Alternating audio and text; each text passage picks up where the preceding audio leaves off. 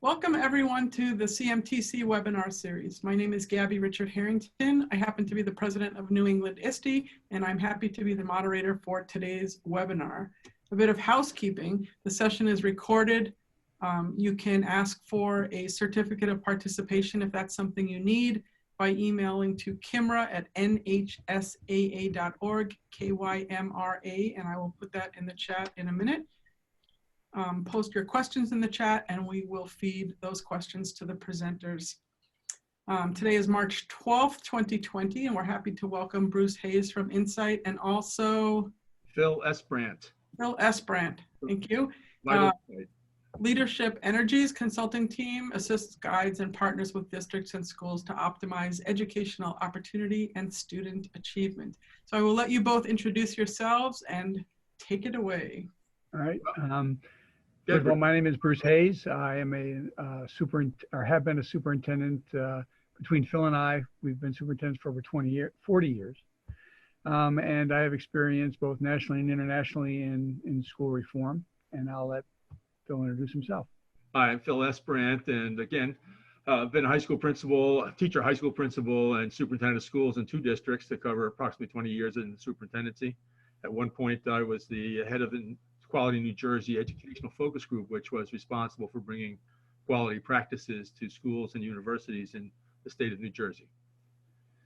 And as superintendents, both of us, Bruce and I, as superintendents and also as consultants, we've been concerned with the whole direction of accountability. We are not and have not been opposed to accountability because we see that it's important to getting the results that you need. But we see that a different way is necessary to achieve it. Instead of ratcheting up regulations to establish new levels of performance expectations that are uniformly implemented district to district and school to school, our approach uses a process that uncovers the unique performance strengths and vulnerabilities present in every district and school. We adapted the protocols of clinical practice in medicine to pre-K-12 education to uncover specific strengths that contribute to school, student, and student success. And through diagnostic and prescriptive processes built into VitalInsight, we provide prescription options designed to overcome existing barriers to success. One of our concerns for a long time has been that while educators both in the classroom and administrators are awash in data and expected to plan using that data, none of that data is tied to the research about solution strategies from the research. And so we set out first in working with doctors from the AMA to adapt their clinical protocols to problem solving, and then also to look at the research and try to come up with a diagnostic and prescriptive process that could draw on that research. And that's what we did through the VitalInsight technology. In our brief time today, we just want to give you a really quick overview of what we do. We engage as many as 10 different stakeholder groups from every school and every district, and it can be different stakeholders in the school than at the district, in responding to an online diagnostic inventory. It generally takes an individual stakeholder about 15 minutes to respond to a series of questions whose underlying algorithms measure the extent to which their experience, aspirations, and knowledge of over 8,000 best practices represent either strengths or vulnerabilities for the school and the district. Those are across 18 different systems, ranging all the way from customer focus to technology to curriculum to, you name it. Given more time, we can explain more of that. But by way of an example, when we generally leave the portal open for about a week because that makes it both urgent enough for people to get to it and yet convenient enough that they can take 15 minutes anytime during their week and respond. And immediately upon the closing of that portal, we're able to populate a series of dashboard reports, and there are 8 of them. And we parse the data in a whole variety of ways, and we'll talk about that in a second. But one of the things we look at is both the strengths and the vulnerabilities of practice in the district.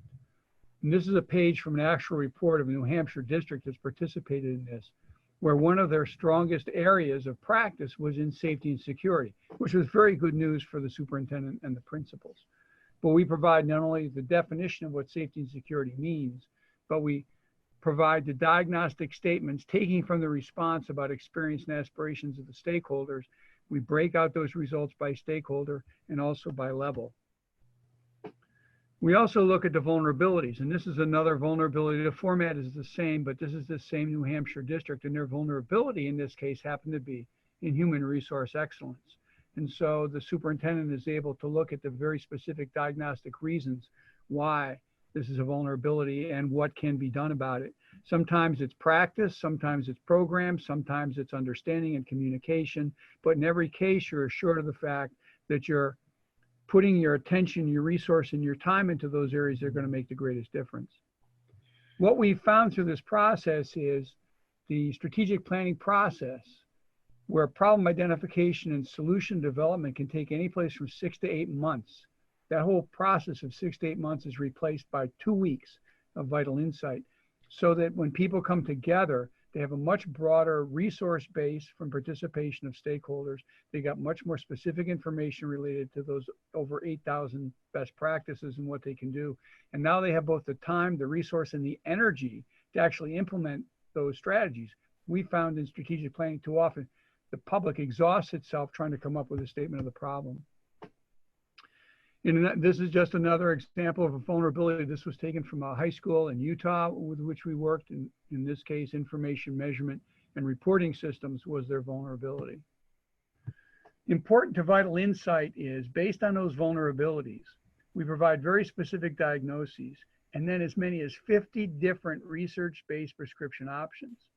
The reason we recommend so many or offer so many is because depending upon the history, the culture, of the interactions of people in that district, what they've tried before, what they think will work, we want them to have a broad selection of strategies to implement.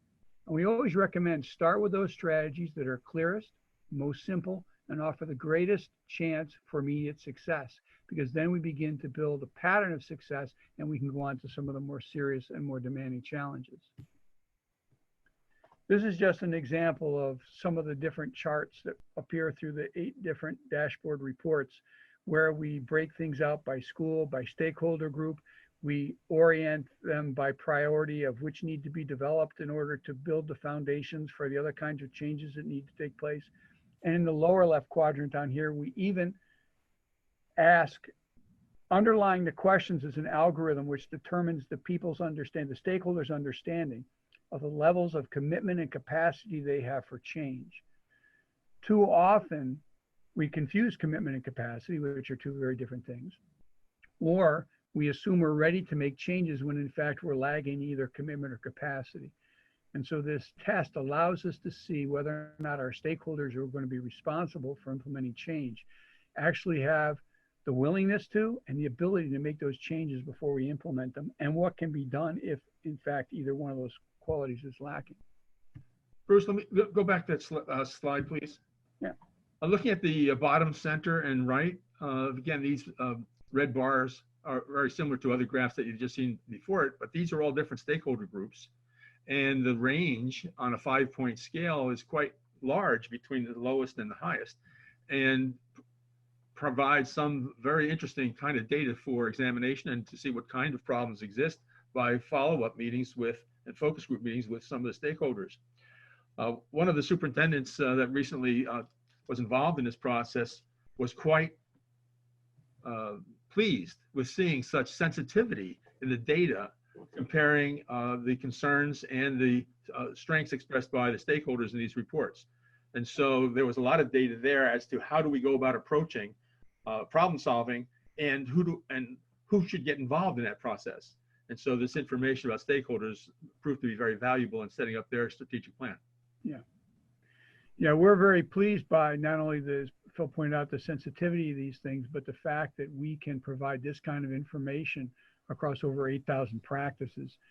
And because we're able to prioritize it, you don't drown in the data about, oh, do we do this or do we do that? Our presentation is specifically geared to give the 5 greatest strengths and the 5 greatest vulnerabilities across those 18 systems. So a majority of those systems are broken out as being either strengths or vulnerabilities. And in the area of vulnerabilities, we provide detailed diagnoses and prescriptions for the 2 greatest vulnerabilities. And that's because we think it's important that schools and districts face those areas where their stakeholders believe their experience or their aspirations are out of sync with what practice is supposed to be. It doesn't mean we limit our diagnoses and prescriptions to those two areas, but that's where we start. And having confronted them, then we offer the opportunity for the superintendent, the principals, and stakeholders to come back and look at some of the other areas in greater detail as well. That's also done year to year. So you get a sense of how the stakeholders are viewing the changes that have taken place in the areas that have been selected for improvement planning. Yeah, I can't. One example of a vulnerability and a solution. Sure. Let's see. Here's a human resource excellence vulnerability. The diagnostic reasons for this is that recruitment, hiring, training processes are only sometimes guided by program, service, and performance data. So there's a breakdown between what it is we're trying to do and who we're hiring to do it, number one. Number two, performance excellence among staff is only sometimes promoted through hiring, supporting, training, observing, evaluating. So again, a breakdown between the formal observation process and how that's translated then into our hiring and our training practices. And observations and annual evaluations only sometimes document improved instructional effectiveness of teachers. So if we take those three things, we then drill back down into the research and we say, here are, in these cases, at least 10 different ways that you can address that particular breakdown. As I said, some of it's programmatic, some of it's communication, some of it's training, some of it's awareness, some of it is implementation of better programming, but it gets very specific in that regard. And to show you an example, for instance, and then based on the research and those possible solutions, do you also help a school identify what might work best for them? Yes. Based on what you know. Yes. For one of the we don't just dump this report on people. One of the things we do is we make this report available to them online, and then we schedule a time where we go through all of the data with them. We answer their questions, we support them, we talk about their vulnerabilities, their strengths, we talk about the strategies that are available and what they need, how difficult they are, that kind of thing. And we gain more understanding of their processes and their culture and their history, and we help them sort through those things. Yes. Thanks. We also ask questions during those interviews to try to find out some of the conditions that may exist that don't appear in any of the data, but may exist that are contributing to the current performance levels and may be inhibiting achieving at the levels they hope to get to. So it's a combination of our further interviewing that gives us a sense of where their process, their performance improvement processes are presently and where they need to go. Here's an example of both a diagnosis and a prescription. In this case, it was staff, student, and family interactions, where there was inconsistent communication among the teachers and the parents and no clear protocols for parents to initiate contact with teachers. So high expectations for student achievement were not shared among the staff, students, and parents and weren't agreed upon, and there wasn't a universal acceptance of those expectations. And so these are just brief introductions, but the prescriptions would vary from developing specific communications protocols to developing a template for establishing student-specific goals, encouraging teachers to initiate contact with parents, ensuring contact web links, and increasing the frequency of email website updates. And under each of those 5 prescription options would be 5 very specific strategies that could be used to do it. So that's the level to which we drill down in the research. And I can't overemphasize the fact that the districts and the schools who've been involved in this process are amazed that all of this information can be gathered in a week, and that the phenomenon that has occurred is that too often in problem solving, and especially in education, we operate off a zero-sum notion that if something's good for somebody else, it might be at an expense to me. And what this process does is by pulling all that stakeholder data together, people see all of the concerns and all of the optimism that they have in common. And they tend to unite behind the superintendent's and the principal's agenda for improvement and change. And it really has increased dramatically the amount of support for and the amount of initiative and energy that's dedicated to making those changes that are necessary to see that student outcomes increase. We've been very pleased by all that. Great. Want to try that last slide? Just a quick overview. Everything in red is what's provided through the VitalInsight process. And what's in blue at the bottom, the 3 figures there, represent the outcomes based on the plans that are produced. So the red part, starting with the technology and the diagnostic inventory that gets the stakeholder information, collects and organizes it. And of course, that set of diagnoses that result are matched up then against the library of best practices to produce the prescription options. So that information flows through our software, and the software keeps generating the outcomes that can be utilized in the strategic plans developed at the local level. And so implementation of the plan and the results achieved by the plan produce two sets of results: a new set of performance data and outcomes, which is at the bottom left of the screen. And so that new data then becomes part of the process that goes into the assessment and the follow-up in the second year of taking a look at this to see what kind of progress has been made and how much understanding of that progress do stakeholders have. There are also change practices that result from the strategic steps taken to implement the plans. And those change practices are going to produce some best practices over time, especially in the districts and schools where they're successful. And so the library that's available for the local schools and school district begin to grow. So this combination of the technology provided by VitalInsight, the input by a large number of people, then coalescing into diagnoses and then prescription options, truncates the whole strategic planning process into approximately a month or a little bit less time than a month. And then the follow-up analysis and interpretation of the reports contributes to the knowledge the district people have. Where do we go from here? All right.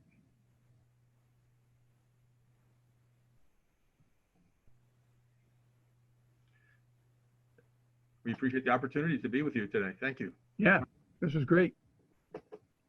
Thank you to Bruce and Philip for your great presentation. It will be posted on the YouTube channel from CMTC 19 in about an hour. Please invite your friends and colleagues to watch and share the link with them. If you need a certificate of participation, please send an email to Kymra, Kymra @nhsaa.org. Thanks very much. Stay safe, stay healthy. We'll see you next time.